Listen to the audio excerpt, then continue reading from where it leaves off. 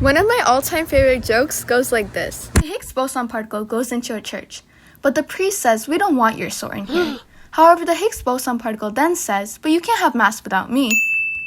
In order to understand this joke, you must first understand what the Higgs boson particle is. In something called the Standard Model of Physics, we classified all known elementary particles, meaning particles that make up protons and neutrons.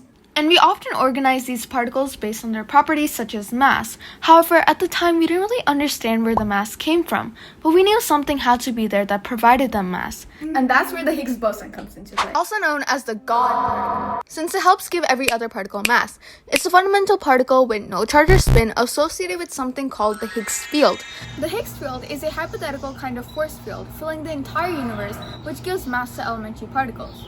According to its theory, all elementary particles interact with this field. The more a particle interacts, the more mass it has.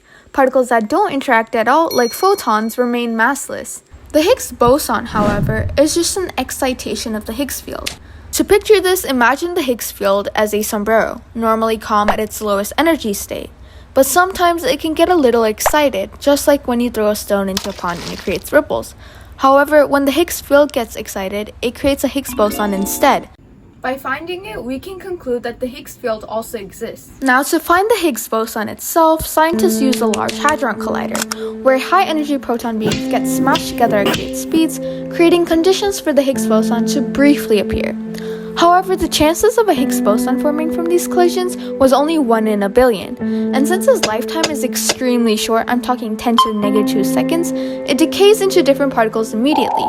Observing the properties of these decay products then allows scientists to then identify the Higgs boson indirectly.